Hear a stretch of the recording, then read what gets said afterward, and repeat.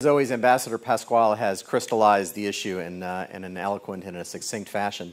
And in our panel today, we're going to talk about these issues of international development in the Arctic. It's clearly an area of important focus for the United States, and the U.S. Geological Survey that came out a few years ago showed that there is tremendous potential for oil and gas as well as minerals. Every littoral state in the Arctic region has its national policy of either recent or relatively recent vintage to talk about what its national priorities are. And if you aggregate the list of priorities, there are several. There's national security, economic security, empowerment of indigenous peoples, environmental protection, resource development, shipping, science, and international cooperation. But not every country has the same list. And also, as you heard from Ambassador Pasquale, and as we'll hear from our Russian colleague in a minute, there are great differences in the resources themselves. Some of the resources are in shallow water with low pressure. Some resources are in areas with ice half the year. Others have no ice at all. So not all Arctic resources are the same, not all regions are the same, and therefore not all of the risks are the same. So this raises a number of questions. One is, if every country has its national policy, how much harmony is there among these countries on what Arctic policy should be? Second, how many of these issues are really for nations to decide for themselves? How to treat their own people, how to deal with their own environmental consequences? How many are bilateral, like discussions between the United States and Canada on the Northwest Passage? And how many of them are really multilateral? Another question is, what's the right architecture? Is the Arctic Council the right architecture to decide these issues? Or the International Maritime Organization? Or some other organization? And there are countries who are not in the Arctic Council who have views on the appropriateness of that. And how important is the UN Law of the Sea Treaty? And will the United States ratify it? So, and a final question as we look at the resource potential is, in a world of growing supplies of unconventional gas, shale gas in the United States, potentially in Europe and in other places, offshore Mozambique, where we seem to have a tremendous amount of gas, how economic are these technically recoverable resources in the Arctic? The Alaskan offshore is particularly oily, so there's not much question about the long-term importance of oil, but how much of this gas is likely to be developed, and in what region? So those are some of the questions we have, and we have a terrific panel to review these issues. Julie Gurley on my right is the senior Arctic official for the United States and is our representative to the Arctic Council. Alexander Pelyasov is the director of the Center for Northern and Arctic Economies, the Council for the Study of Productive Forces of the Russian Federation. So he is an economic geographer and will give us an overview. We have the ambassador of Finland, Ritva Kokuronda, who will talk to us about Finland's perspective, which is very much inclusive of other countries in the world. And finally, Peter Harrison, who's now director of the School of Policy Studies at Queen's University in Canada, but he has spent 30 years in the Canadian Public Service, and he was Deputy Minister of NRCan, Canada's Energy Ministry, and he managed to shepherd the Law of the Sea Treaty through to ratification, so maybe we'll have some things we can learn from him that'll be helpful for the United States. So we're going to start off with Alexander Pelyasov, who has a PowerPoint presentation, which will give us, I think, a very helpful overview of the issues and of the geography as well. First of all, I am very grateful for the invitation to participate in this unforgettable event at Brookings. It's a new experience for me, and I am very obliged for the organizers to be part of this event.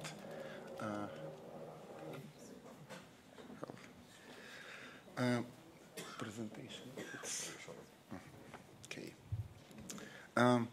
I would like to share with you some thoughts on the Arctic Mediterranean as a new concept, which is very interesting to speculate on, and to tell you about the specificness and the regularities of this concept.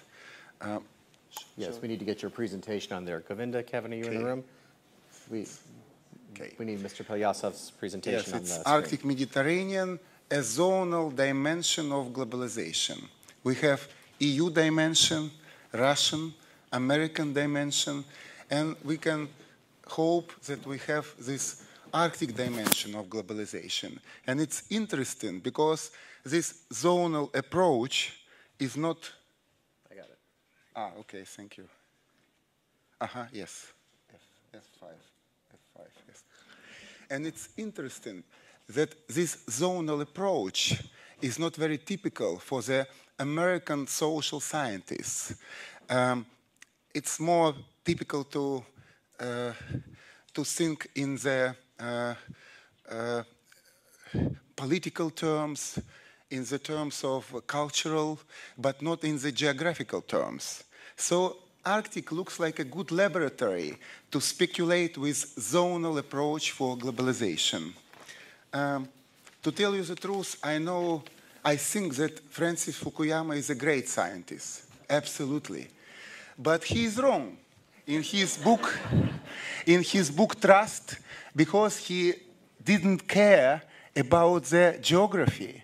He told us about countries, Japan, China, France, US, but not taking into consideration zones, south or north, Arctic or south of the countries.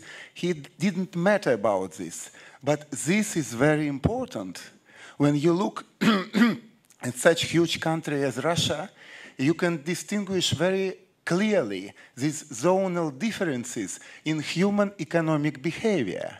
Because northern communities, they are more open, they are more tolerant, and they are more cooperative in comparison with the southern communities, for instance, in our national republics. The same is common throughout the world, in Europe, in US, etc. And the tradition of such geographicalist mentality is very typical for American social scientists. So I argue to embed this factor on the example of Arctic, because really it looks like a good laboratory to elaborate this topic and to receive reliable proof that it does count. My second point is connected with these common features of the Arctic Mediterranean, which we can take looking at the Arctic strategies of different countries. It's a good example and it's a good exercise of research when we look through each document, each Arctic strategy, and try to look for some general features. And we can reveal some common features in these documents. But first of all, look, it looks like a new fashion, yes? In the last 5 or 6 years, each polar country elaborated its own Arctic strategy. US strategy was the shortest one, and Finland and Russian strategies look like the longest ones, but the regularity with that each country has elaborated such document is interesting in itself. And if we look at common features, it will be interesting too. First, trend from conservation to resource use. 20 years ago, it was not common. It was environmental protection, conservation of resources, and that's all. Now, in every document, polar country tells us about its desire to use Arctic resources. It's total new trend in thinking. Second, it's of course adaptation to climate change. This is popular topic, and each strategy told us about this challenge. Third is the issue of international cooperation. It's in Norwegian strategy we can see the whole chapter, our cooperation with Russians. It's interesting. Then of course natives and the necessity to embed natives in the decision-making process. It's very, very common. And the last one, it's multi-level government. It means that it's federal, national, federal, regional, and municipal level, and of course, international level. To embed all these levels to create reliable, responsible reaction for the global challenges. Look at the climate change. Of course, global warming and the decrease of the ice in the Arctic Ocean looks like a banal news now, which is less banal that the rate of this decrease is unequal.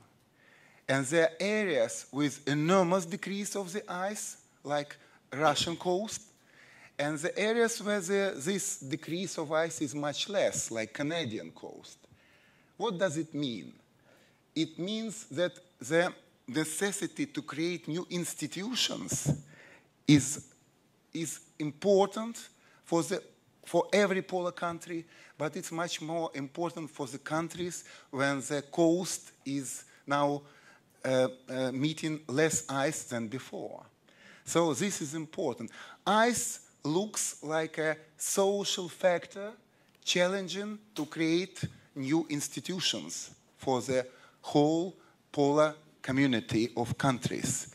But of course, the most important it is for the Russian and for the European countries. This is extremely important for them. If we look at the Arctic in general, of course, we have a lot of similarities among Arctic countries in their strategies, but we can distinguish differences. We can find 5 models of one Arctic economy, and it's Canadian, American, North Atlantic, Scandic, and Russian. And the differences are great in the level of urbanization, in the preparedness for the knowledge economy, these factors, pro-innovative and anti-innovative, and the other factors. This is important. Differences and similarities in one Arctic zone. Let's look about peculiarities of the Arctic model, of the Russian model of the Arctic economy. At least 5 very peculiar features. Powerful industrial layer, much more than in comparison with the rest countries. Biggest resource sector, largest share of urban population, strongest paradoxes, and strong difference between the Arctic and the North.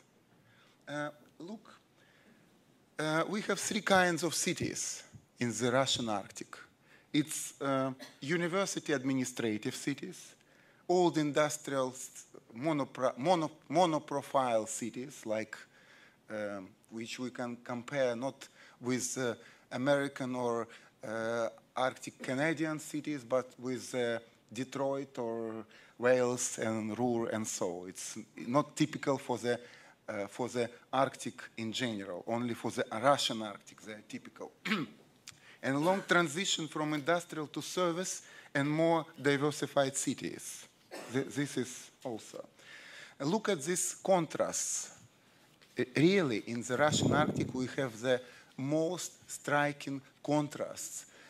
For instance, between GDP per resident and disposal household income per resident. For instance, for Yamal Autonomous Okrug, this difference is incredible.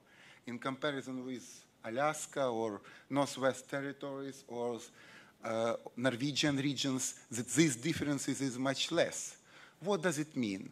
It means the level of redistribution of resource rent in the interest of the whole Russian Federation. This amount of redistribution is absolutely unbelievable in the case of the Russia, if in comparison with the rest polar countries. What about Arctic and North? In America, no problem because the whole state of Alaska is American Arctic. And Americans do not know what North means. But in the Russian case, this is very important because we have this northernmost layer of Arctic, this medium layer of North, and this third layer of the regions or territories counted as quasi-North, the third level. So it's much more complicated to elaborate institutions adjusted to each layer of these external territories. It's an unprecedented problem in comparison with the other polar countries. And look, how did it look in the federal policy of Russia taken from 1980s to contemporary period? Under the Soviet era, Northern federal policy, not Arctic. Arctic was a secret territory for military purposes, and I, who have been involved in this research on the Russian North and the Russian Arctic for 30 years, in my childhood and in my student years, elaborated only northern problems of the Russian Federation of the Soviet Union, not Arctic, because Arctic was totally for the military purposes, for the military deal, and so on. Under the 1990s, when I was a federal employee, the head of the Department of Economic Policy under the Goskomsever, Russian Federal Ministry for the Northern Development, it was North again, but more precise Arctic issues we have. But in the zeros years, it was totally different. It was only Arctic now. Arctic policy, Arctic strategy, Arctic presidential documents, and no northern documents anymore. So this is, of course, funny, this total turn from the northern federal policy to the Arctic federal policy. And what about the North and the northern issues? They are not very recognizable and not very precise now in contemporary federal policy.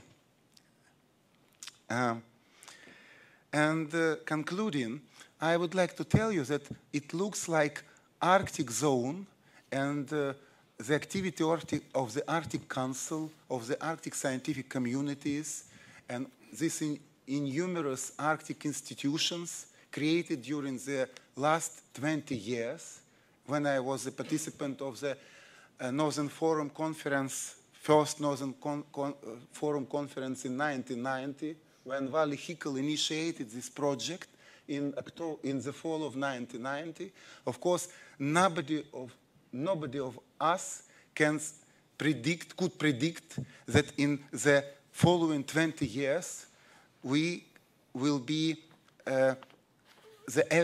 we can meet dozens of new polar, circumpolar international institutions like Arctic Council, like Sustainable Development Working Group, Council of Arctic Parliamentarians, Barents Euro Region, etc., University of Arctic, etc., etc., etc. Nobody of us really could predict such enormous rate of international cooperation in the global Arctic. And concluding, I would like to tell that it looks like Arctic can be a good contemporary laboratory of international and multidimensional cooperation for the humanity, for the scientists, for the public servants, for the cultural purposes, etc. And this is very inspiring for us and very inspiring and very provocative. Thank you.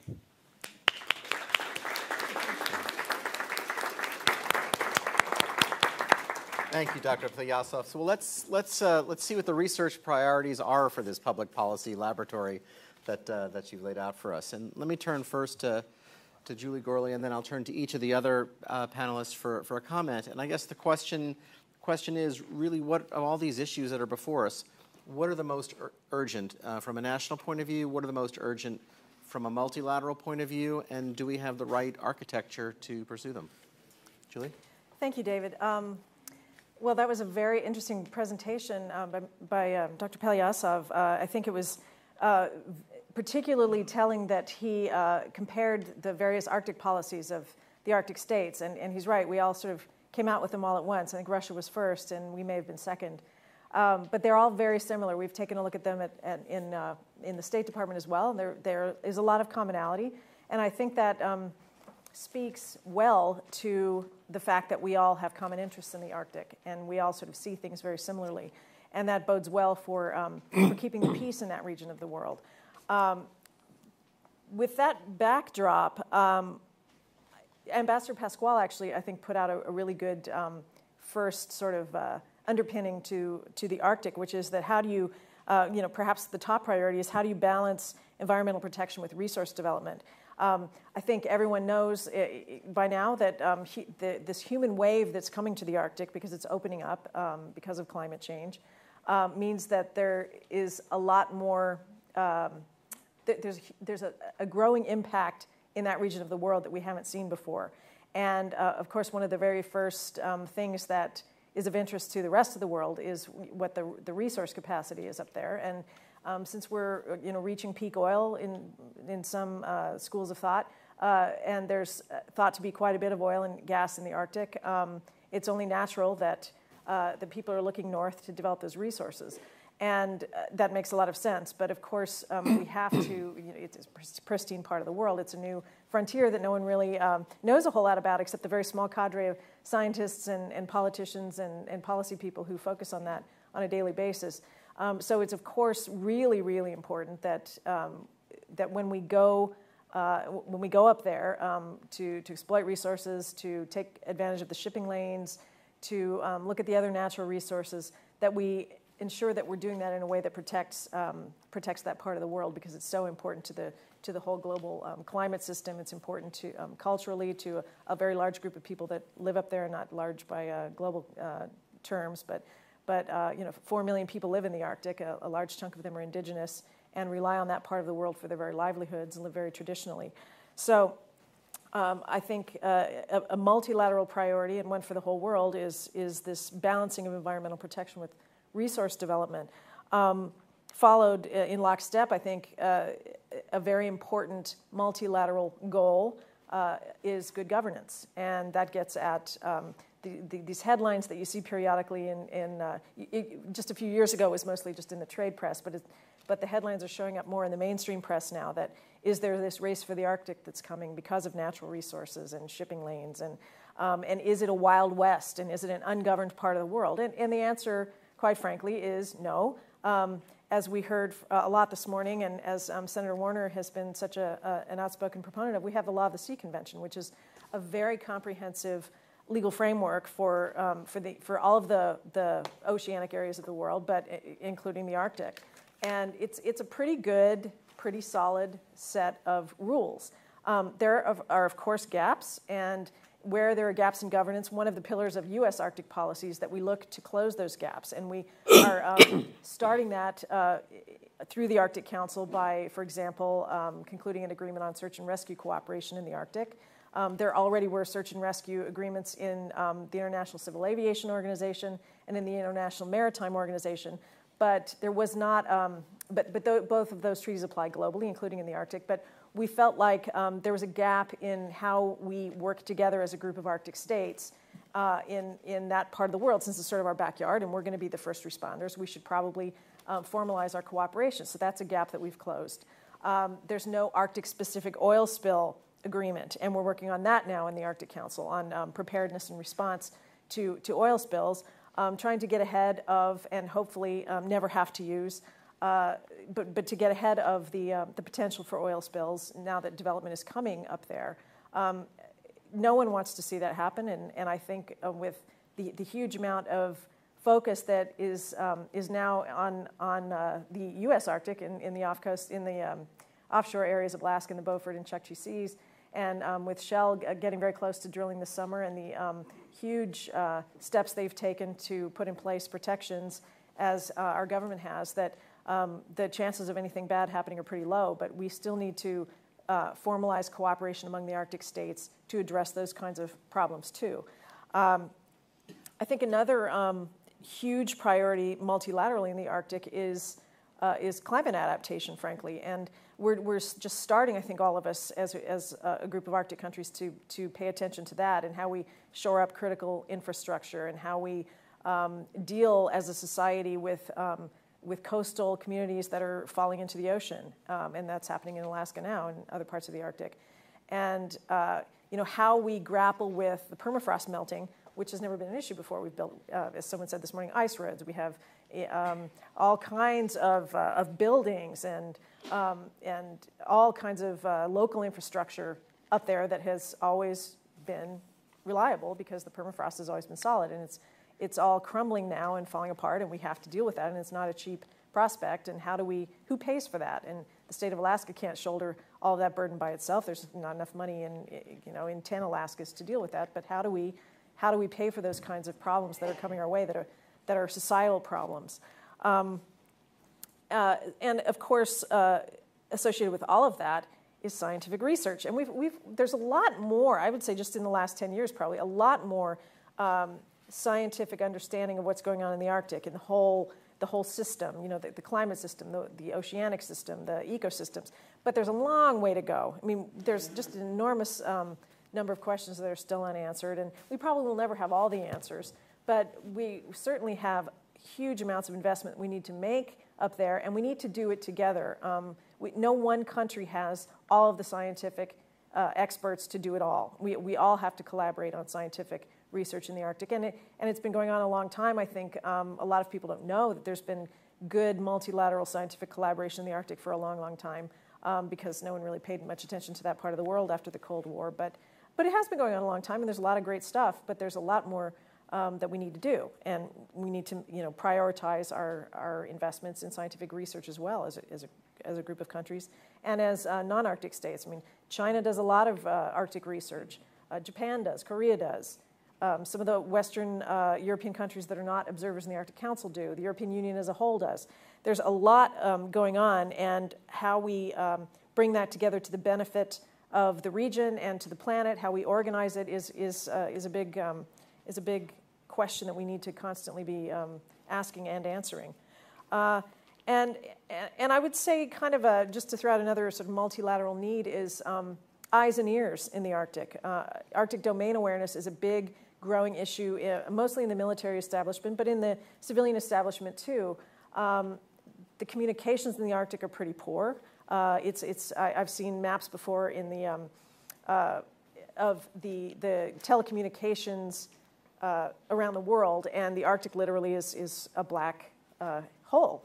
There's not a lot of communication capacity up there, and you need communications to do everything, to do scientific research, to conduct search and rescue operations, to know how to respond quickly and where to go in the case of an oil spill or another environmental emergency. So communications and observing systems, having eyes and ears up there to know what's going on, not for aggressive purposes, not to assume that conflict is coming, but just so we know one day when fisheries move into the north and commercial fisheries follow behind, who's fishing up there, and are they abiding by whatever rules we'll hopefully have in place? Is anything illegal happening? Is drug smuggling starting? Is human trafficking starting? Those things aren't happening now because there aren't too many people on the planet other than indigenous people and people who live in the north who can grapple with those kinds of conditions to undertake things like that. But when things melt and things start to warm up and the region becomes a little less harsh, those kinds of things might happen. Those kinds of criminal activities might be coming. So there are lots of needs for eyes and ears in the Arctic as well, and to have a good handle on the domain. And I think that's an emerging area that our government will want to look at in the coming years, and probably everyone in the Arctic will want to do, and we should do it collaboratively to build trust, and so that we can all rely on each other when we need each other. Some of the things that are U.S. specific, I would say, first and foremost, is acceding to the Law of the Sea Convention. That's goes without saying. Everybody in this room knows that that is incredibly important to our ability to have legal certainty for our extended continental shelf claim, to ensure freedom of navigation, and all of the things that the Law of the Sea Convention covers. It's a huge priority for this administration. There are lots of hearings going on in the past weeks and this week, and hopefully we'll finally get it done. We, of course, need a lot of infrastructure development up in Alaska, too. There's a lot of discussion about that this morning. Private sector investment, governmental investment. We need icebreakers. The Coast Guard doesn't have, and the military don't have presence up in the northern part of Alaska. And if we're going to conduct law enforcement activities up there one day, we're going to need to have a permanent presence of at least the Coast Guard in that part of the United States. And just presence generally to project sea power, to ensure that that we are capable from a military standpoint to support civilian activities. We may, as a country, need to have more Department of Defense investment in the Arctic. There's a lot of discussion on that now in the Department of Defense, but there are huge problems in other parts of the world that DoD needs to pay attention to, and that Congress needs to pay attention to. And the Arctic, thankfully, is not an area of conflict, and we hope it stays that way. But that doesn't mean that we don't need military assets and military capabilities in the Arctic, certainly to support civilian activity up there, among other things. So those are I think, multilateral and U.S.-specific priorities, and I'll just leave it there. Great, thanks. Ambassador Kokkoranta, do you want to give us Finland's perspective? Thank you, David. I feel sort of really in the middle of Arctic seminar here on having the sort of Arctic blower here. So it has been geared definitely to the subject. I think that previous speakers have been really covering very well of the challenges. I'm really happy that the Brookings have been taking up this topic, which needs to have a very comprehensive way of looking. The issues are manifold, practically have really economic, political, but very much environmental, very much issues of indigenous people. At the same time, I think the challenge for all of us is that how to be able to tackle the issues in the way that we keep all the time this sort of comprehensive way of looking at the issues, because these are very interdependent issues, like I think Mr. Pascal was already also saying, and we have to keep up our minds that continues to be as well. So it means in all action, whether it is national, regional, or international, one should have this comprehensivity in mind, which is a challenge, I would say. I think we still having very many issues internationally and globally. We tend to look issues in silos, and it is incredibly difficult to have this sort of comprehensive way of looking, because we need a lot of experts at the same time at the same tables. So that is, I would say, that is a challenge internationally, it is regionally, it is nationally. Finland is an Arctic state, but we are not a coastal state. So we are not having, for instance, any energy resources of our own. So we don't have any claims either there. But we still play an important role, since we are an Arctic state. Important role because we have an experience also how to have solutions in the Arctic circumstances. I fully agree that there are several ways of looking, and the Arctic area as such is neither homogeneous. But at the same time, there might be some interesting solutions which can be used very much all over. I think one of our and my country's interest in any international or regional or bilateral cooperation is to look how to secure peaceful and sustainable development. And that concerns also the Arctic. We have indeed international framework, we have rules, regulations, some caps like we have heard, but it's very important that we know those international rules, we know those regulations, and we are very much sort of following those rules. I come from the country which is very rule-based society, so we believe that rules are made for following, not that rules are made for starting to look how we avoid them. This implies, by the way, some other issues which are topical, which I'm not touching at this seminar. The other one is really that we need to have a responsible way of tackling. I think this is an area really where we have the international society as a whole has a really great opportunity, not only challenge, but great opportunity to look how do we do it jointly. And I fully agree. This is a cooperation, not competition in the way, because it's a very complex, challenging area with very many opportunities, but also challenges.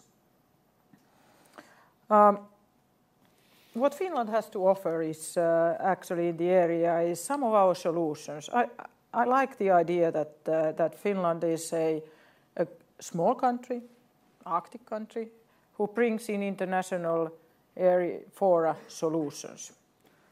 I looked upon a little bit to the history, and I can say that as early as 19th century, we have come with all kinds of innovations, which are very, very good thinking about the Arctic area.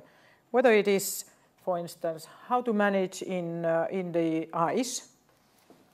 We have great icebreakers. I think the Shell Corporation has just leased a couple of them in Alaska. I'm very happy to see also from Arctica Shipping, Tero Vauraste here, and he is looking opportunities for filling this icebreaker cap here, I think, in US, which is really needed because, I mean, it's not only the capability of moving below the ice, it's really that you can move through the ice or in the conditions where the ice is breaking. I mean, please come to Finland to look how we do it. 60% of the world's operating icebreakers are produced in Finland, planned or constructed. So we know how to do it. We have a lot of cooperation here with Russia or Canada or China, and also with the US in Arctic know-how. So there is great opportunities here, multi-purpose vessels as well. Research and research in general. In Rovaniemi, which is in a polar circle, we have an Arctic Information Center. And they are very well liaised with other Arctic centers globally. Definitely there is enormous know-how in the area. They are doing good research, for instance, in Russia with some of the areas also as to the consequences of climate change and so forth. So there are great opportunities to enhance also this kind of cooperation. We are very much campaigning also that the Rovaniemi Arctic Center will be an information center also for the whole European Union. We are already getting some finances from the European Union. I think one of the issues also which we have done also very long, it's in our genes almost, is sustainable forest management. And when you are in the very vulnerable areas like the Arctic area is the northern hemisphere, you have to be very careful what do you do with forests.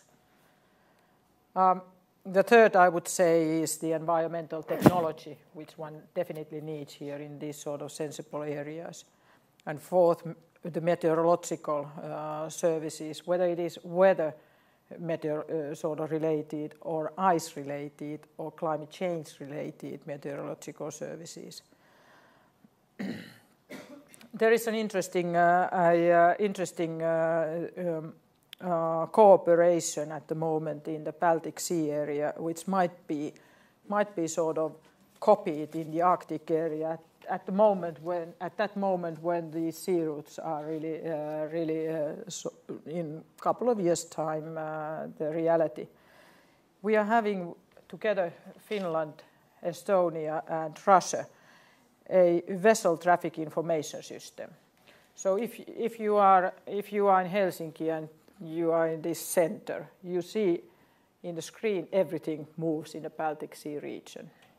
Everything, all the vessels. You see the information, what they are having, how many people in the crew, what is the sensitive sort of whatever substances there, and all that kind of things.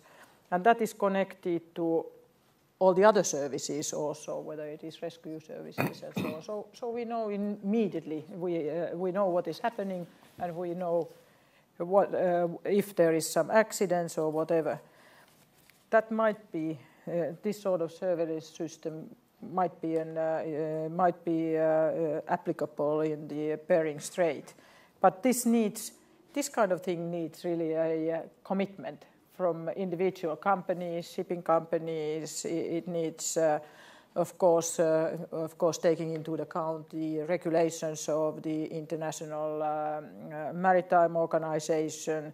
It needs really the sort of sharing of the necessary information from private companies. But I think it is a very good example of a public-private cooperation, which is needed not only here in traffic surveillance, but it's needed overall. I think we were just talking before the seminar with Shell representatives that this is a challenge, this public-private partnership also in the area, and that is, of course, that is one of the essentials for success in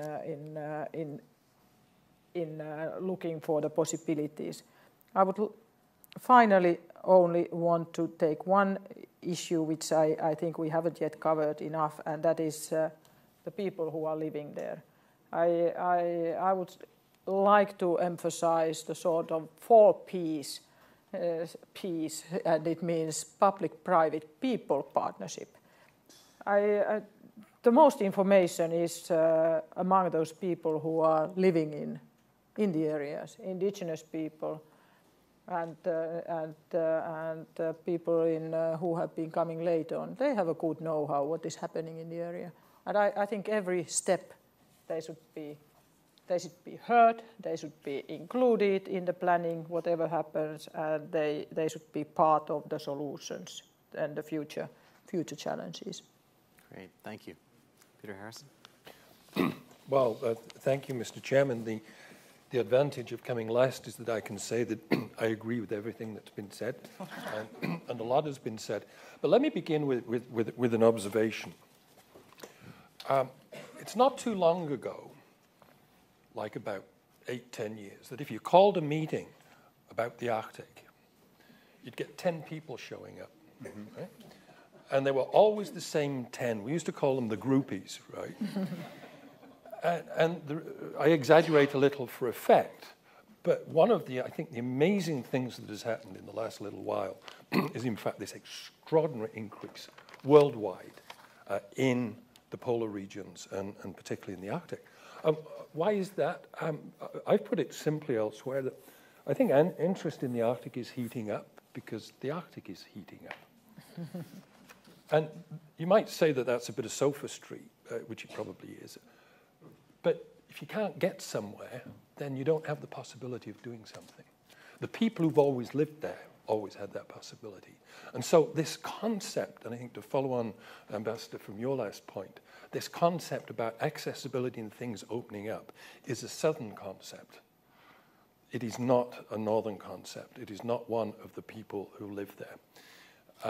And I think that this is critically important as countries look at different dynamics, domestically, as in the case of Canada, but also internationally. And that southern, potentially imperialistic look at things, I think is one of the biggest challenges that we have. And this plays itself out in a number of different ways.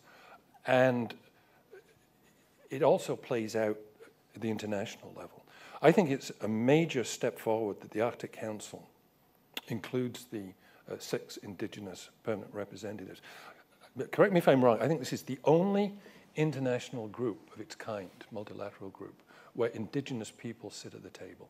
They don't have a vote, but being at the table and being in the corridors is important. So this concept about what is happening in the North, I think is something that is critically important to look at.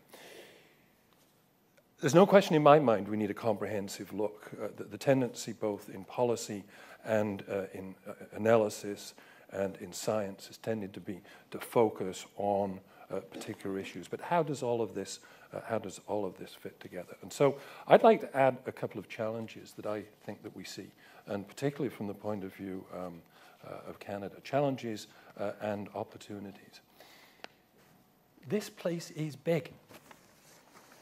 Right? I'll say that again.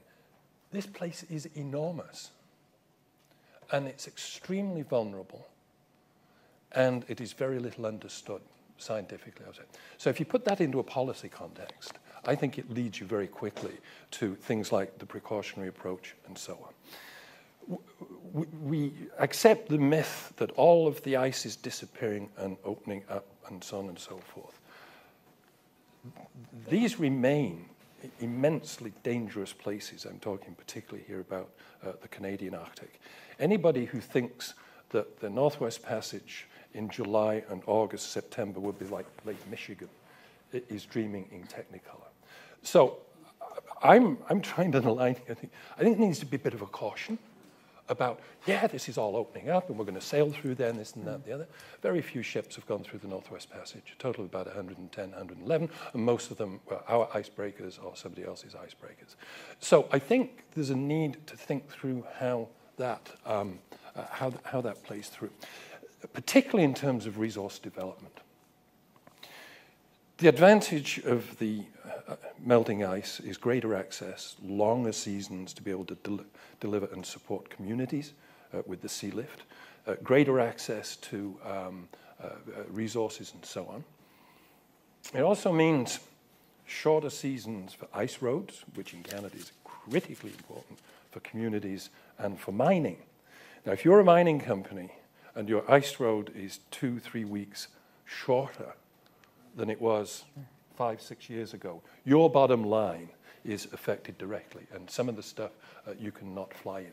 So I'm trying to suggest here that the complexity of so many of these things that are going on. I mentioned that interest is heated up. I'll give you another personal observation. I remember in 1996 the Ottawa Declaration that created the Arctic Council. Right? And I'm giving you my view. Anybody could have joined, but it was a sideshow. Oh, who wants to join the Arctic Council? Right? Now we see the pressure for observer status and for membership. So I put that on the table simply to underline that it's not only the environment that's changing, we're changing. And geopolitics is changing, and interests are changing. The situation that we see in Canada is obviously somewhat different, and I think we've heard that the variability, do not assume that the Arctic is the Arctic is the Arctic. The variability is absolutely extraordinary. I mean, depending on how you count it, 25% of the Arctic, particularly the high Arctic, is in Canada. But 40 to 45% of Canada is in the Arctic or the subarctic. And so this is important. It's interesting, though, if you look back, and we've spoken about going back to the Dune Line and the Second World War and all of that business, the relative lack of interest by Canadian governments in the North. We've seen this changed in the last 5 to 6 years with the current government. And why is that? Well, a number of things. This idea of access. Secondly, we know more about these areas. Thirdly, the resource base that we knew little about is turning out to be really quite extraordinary. Yes, indeed, rare earths, if I may. But the other thing is governance. There's a tendency to talk about governance very much in an international sphere, and I think that's important, and I think we recognize the Arctic Council.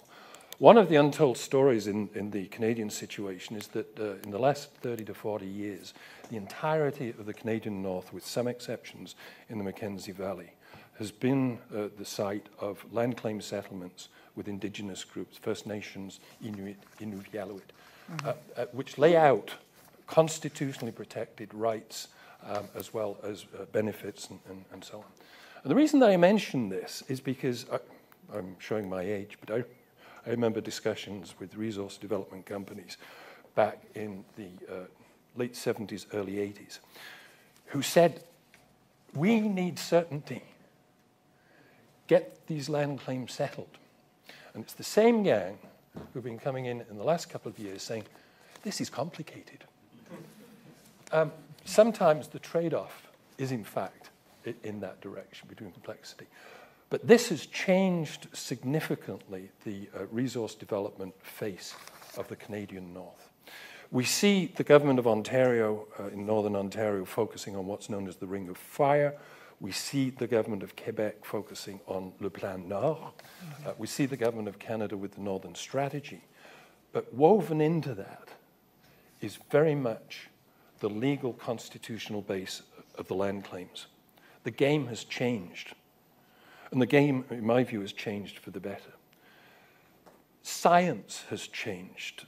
The era, and we saw this during the International Polar Year, the era when a scientist can go in, do the research, head south, and that's the end of it. Typically middle-aged white males from southern universities is over. There's still a lot of work to be done. Because the communities who control access to the land, the permitting system, is saying, you've done this study, please come back and tell us what you found. Please involve us in the process.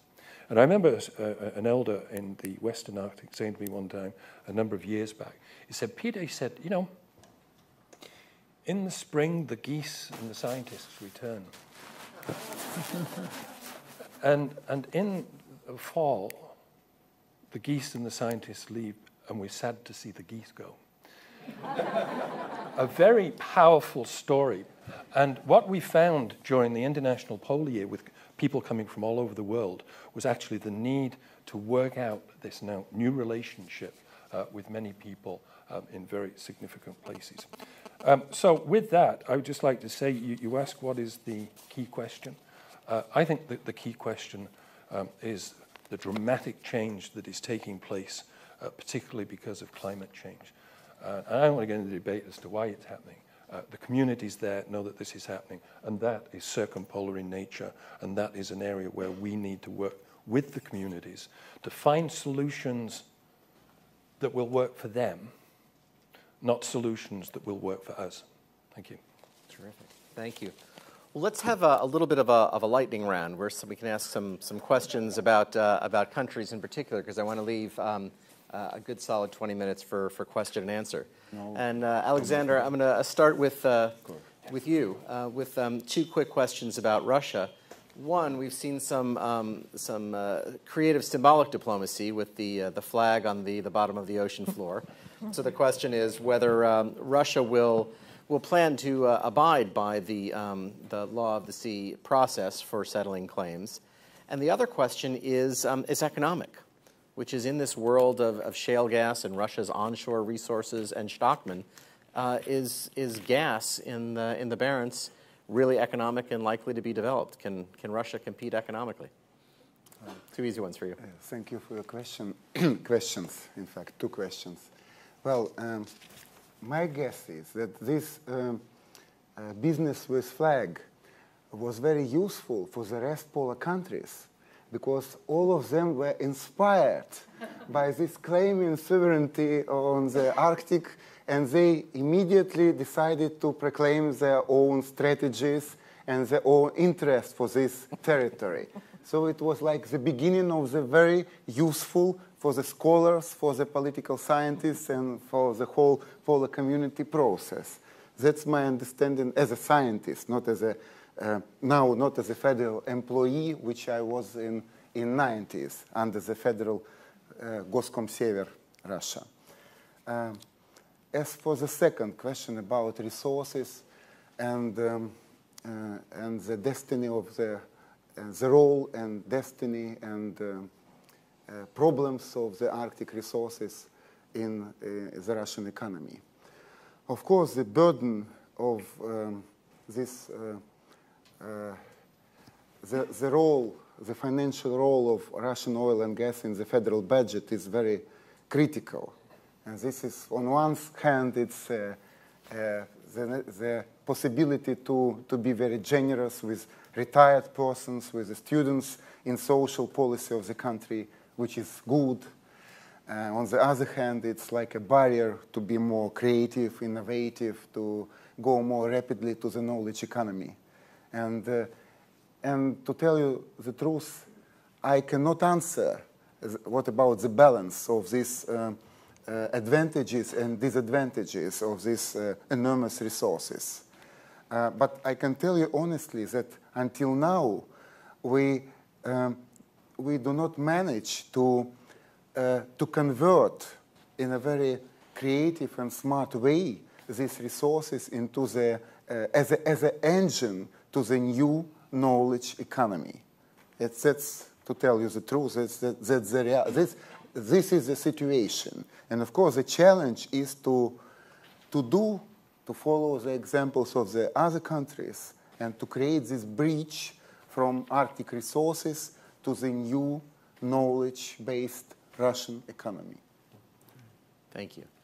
Peter, so much of Canada's resource potential depends on achieving a national consensus with either the First Nation tribes or with other Indigenous peoples in Canada. If you think of the oil routes to the West Coast, Kitimat, and the siting of LNG exports, even the work on the Eastern Shore, and now the Arctic, this has been an area of enormous challenge for Canada in the past.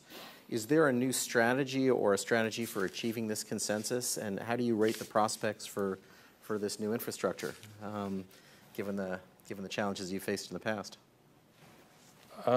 I think the word strategy is strong.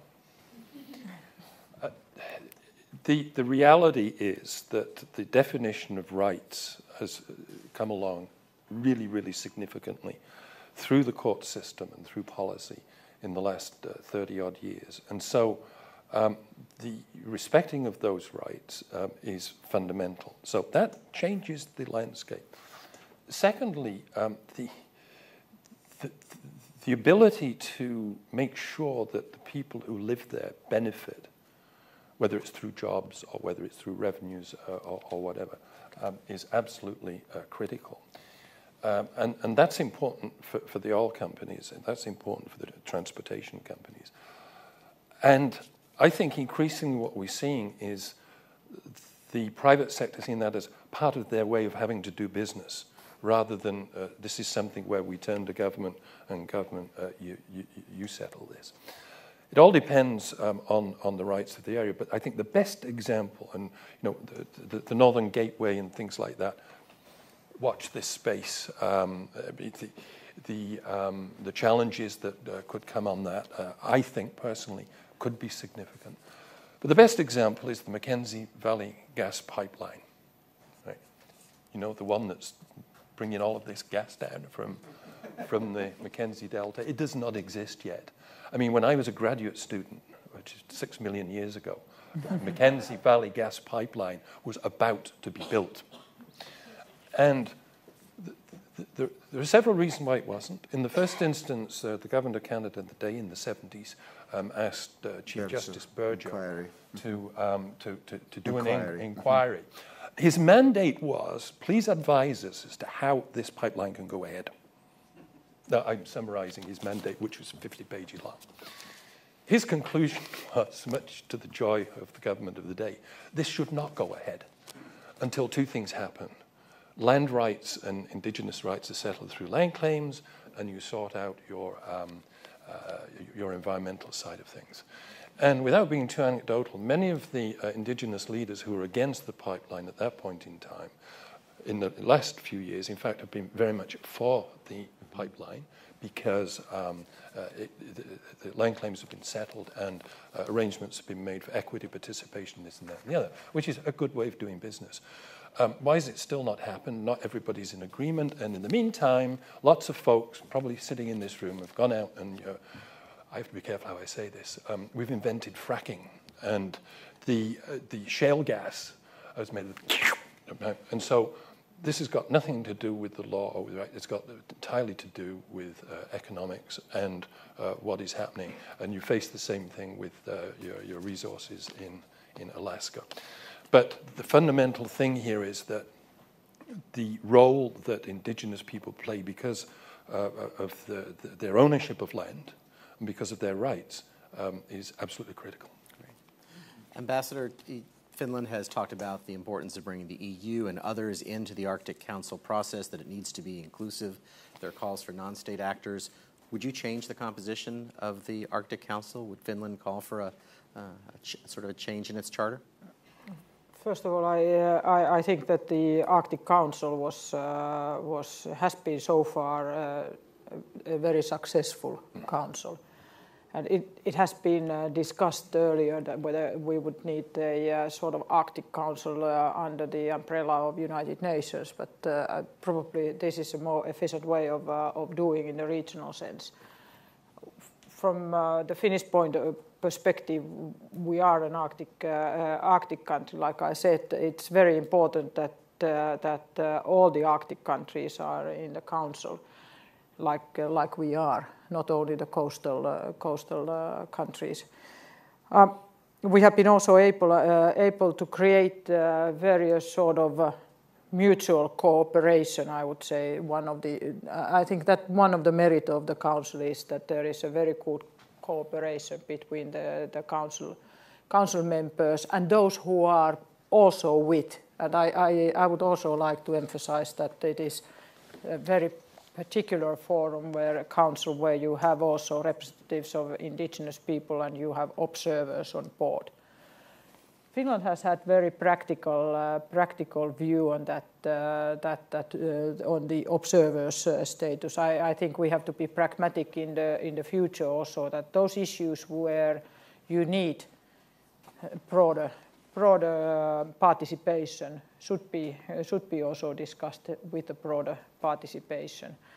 And therefore we are looking more the issues and the needs of those who should be on board than rather the sort of really very strict regulations on who should be there in what status. But we have flexibility on looking on the observatory status on those who are willing to do. There is one which I particularly like to mention, and it's the European Union. Of course, very many of the also Arctic countries are members of European Union and maybe becoming members. One notion to Mr. Pasquale's, it was interesting. Maps are interesting, I have noticed, and I like maps.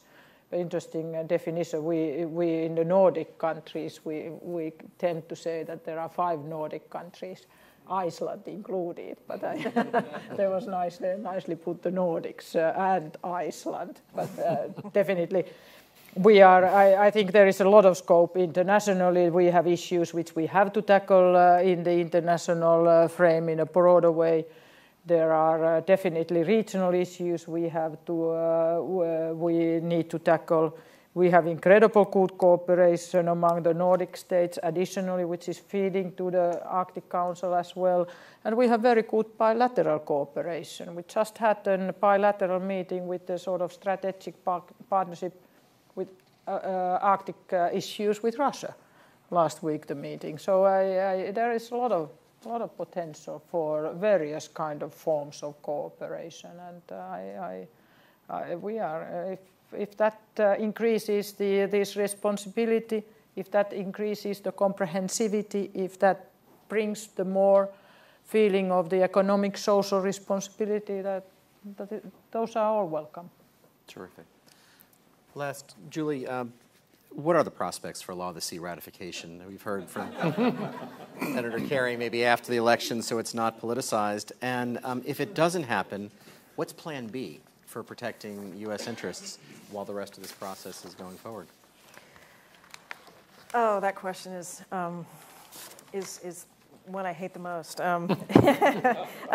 It so happens that my office in the State Department, the Office of Ocean and Polar Affairs, is sort of divided in two. There's the polar half and the Law of the Sea half, and I'm in the polar half. But so I'm not an expert. But as I hear from my colleagues and as in the building and watching around town, it seems like the prospects now are better than they've been in a long, long time.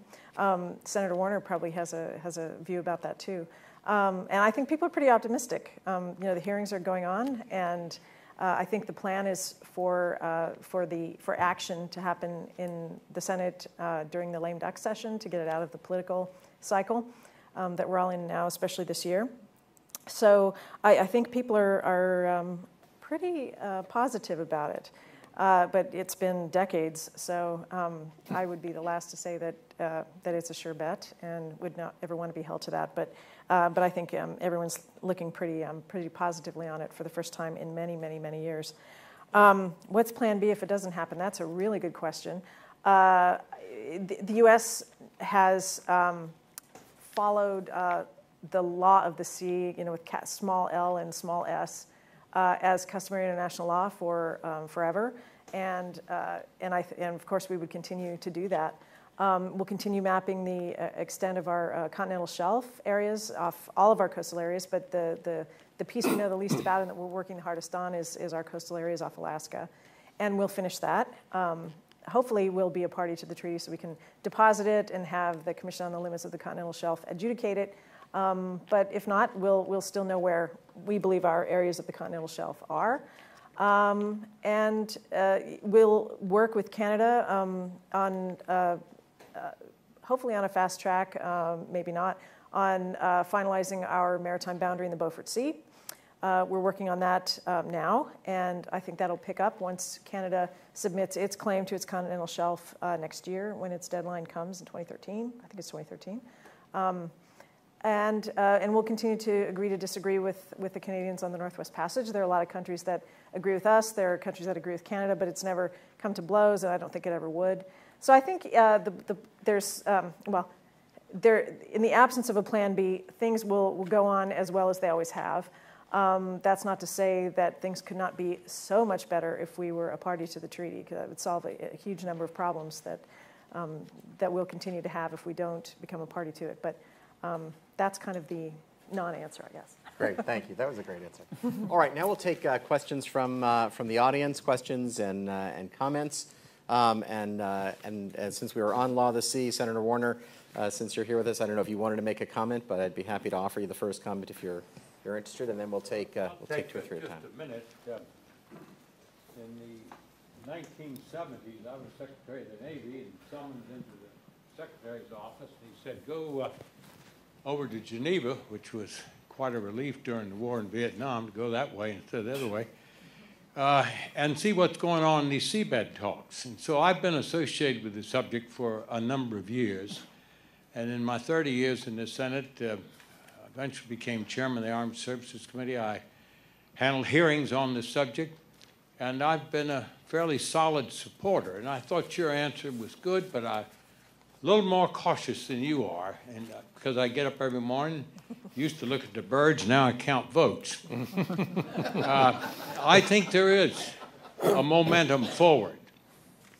But that's come about by changes. Many of the changes that we've discussed today, the melting of the ice, the transiting of this area, the need, for example, to get up there and have better communications and things of this nature. And the bottom line, ladies and gentlemen, I think if we become 161, I don't know exactly the number, 160 we say, maybe the 161, but and in the EU and so forth. If we come a party to it and a partner and take the seat that's now vacant at the table, particularly with deep sea mining, you're going to have jobs created. And that's at the very heart of every American, rich or poor, in this country, is the ability to have a job. and add to the strength of our economy. And that's what's changing. So it's a jobs bill in many ways, and in the years that we dealt with it, it would always be the good old Department of Defense, because they want to stop relying on the old traditional common law of the oceans to operate and have absolute navigation rights, which are known and understood and can be arbitrated in a forum, and particularly transit through the EEZs and other things of this nature. But it is vitally important, I think, we move forward, and I'm optimistic that the new factor that a number of companies are now surfacing and expressing an interest.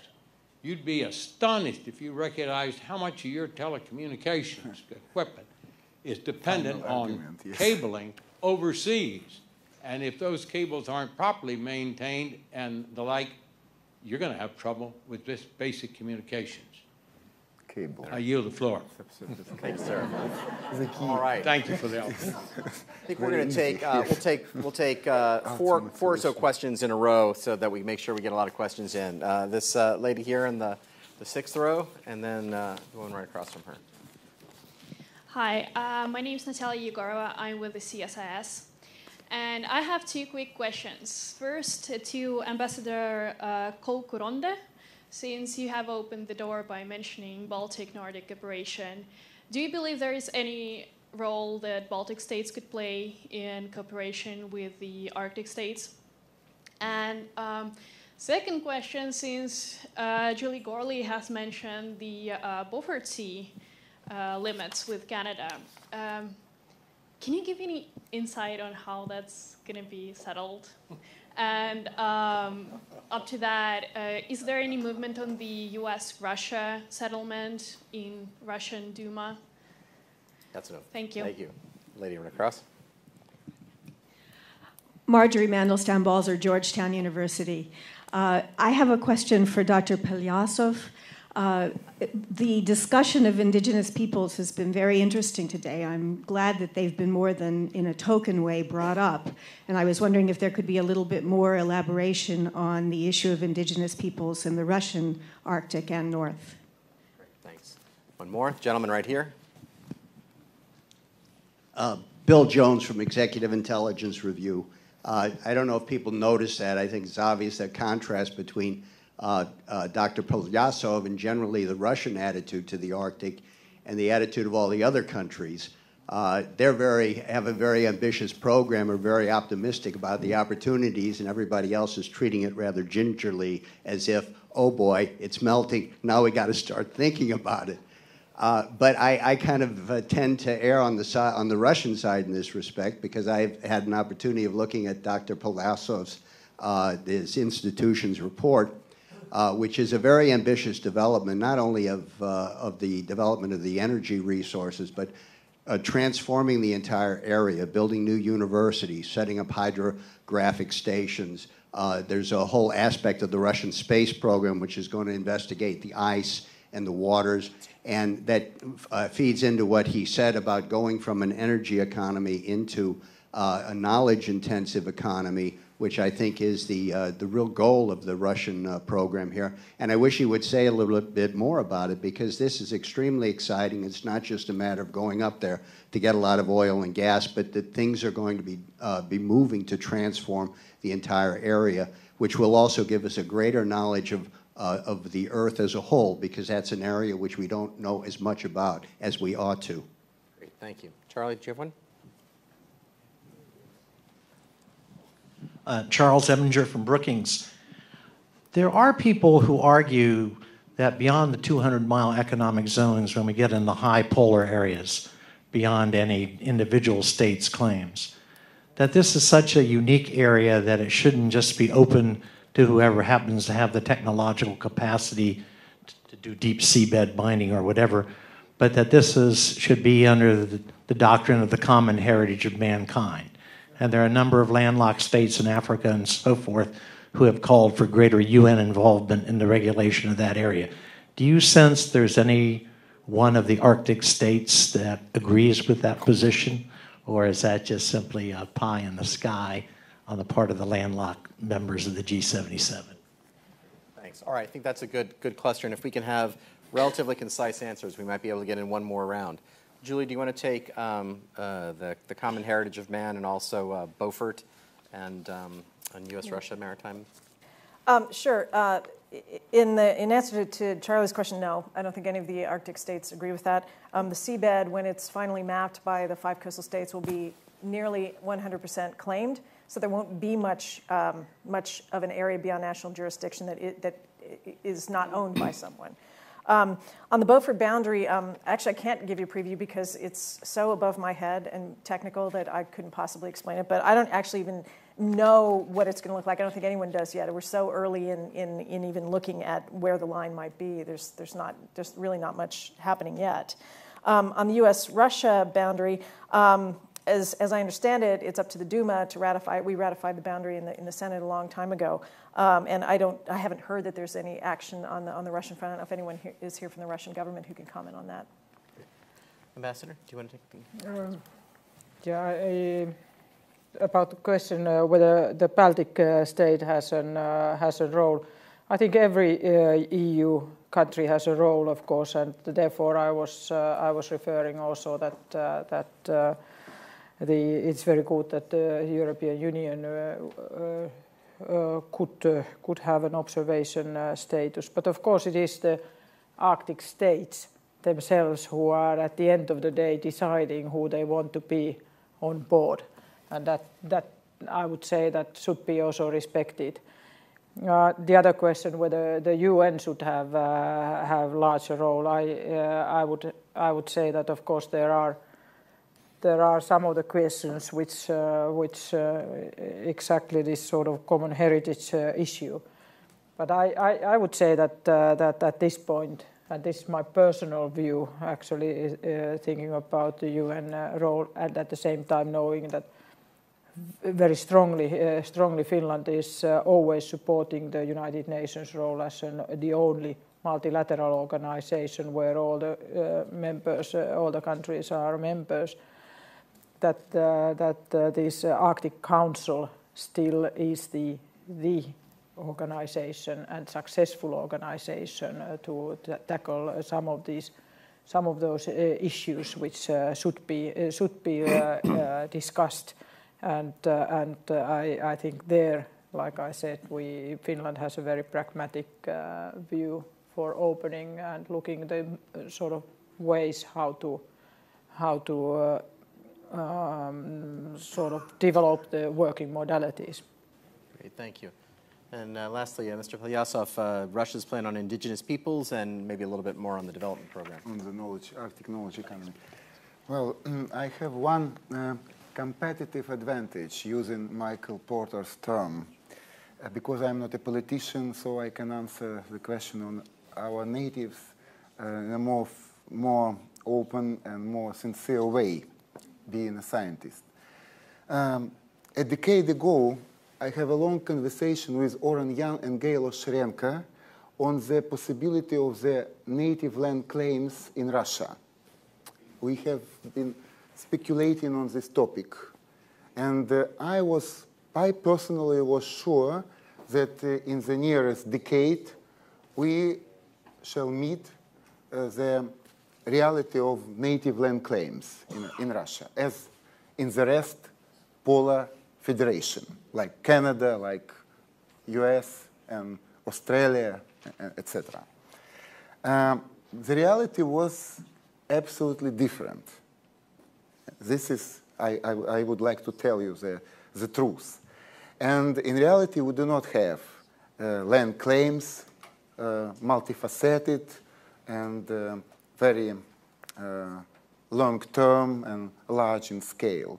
We have very specific, very narrow agreements between the companies or oil and gas corporations and tribes and native communities in Yugra, Khanty-Mansiysk Autonomous Okrug, in Yamal, but nothing like multifaceted, broad, long-term agreements as in Canada.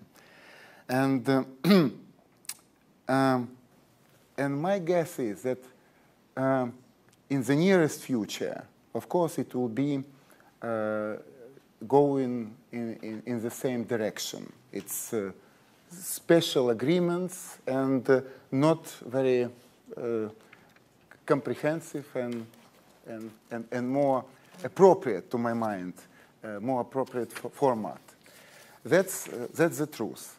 But if we compare the situation with Aboriginal rights and Aboriginal movement in late 80s and now more than 20 years ago, of course we can see enormous progress. My friends in Raipon, all Russian indigenous organization, Pavel Sulanziga, Rodion Sulanziga, and the rest, Haruchi, Sergei Haruchi, of course they can prove that 20 years was a period of their being more political, responsible, more success in political initiatives for the state with the federal government, etc. So the reality is multifaceted. We have misfortune of not having native land claims in Russia on one side, and on the other side we do have this very gradual, very slow progress with Aboriginal movements and Aboriginal rights. This is the reality. As for the second question about the... I might say, rather than go into Russia's development, we might be able to do that offline. I'm mindful of the time that our time for this panel has expired. Maybe just let Peter Harrison comment briefly on the common heritage, and then we can talk after the break. Very quickly, if people want to change the convention, then they should change the convention. And to say that a particular marine area is different from others, that is flying in the face of the rule of law. Article 76 of the United Nations Convention on the Law of the Sea is being applied by coastal states around the world, the Australias, the New Zealands of this world, and so on and so forth. And so to change that now, I think would be... other areas are special. The Indian Ocean, the various dependencies of different countries in the Pacific, aren't they different? So, I don't think. My second point is just to remind everybody that I know that some of the Arctic Council members were not happy, but the coastal states, for the members of the Arctic Council, met in Ilulissat in Greenland in 2008. In 2008, and all of them, including the United States and including Russia, said that the basis for moving forward in the Arctic that we will respect is the rule of law, and it is the United Nations Convention on the Law of the Sea. So that statement, it seems to me, should be taken as one of absolutely fundamental cooperation. Terrific. Thank you. Thank you. Thank you to all of our panelists for terrific presentations.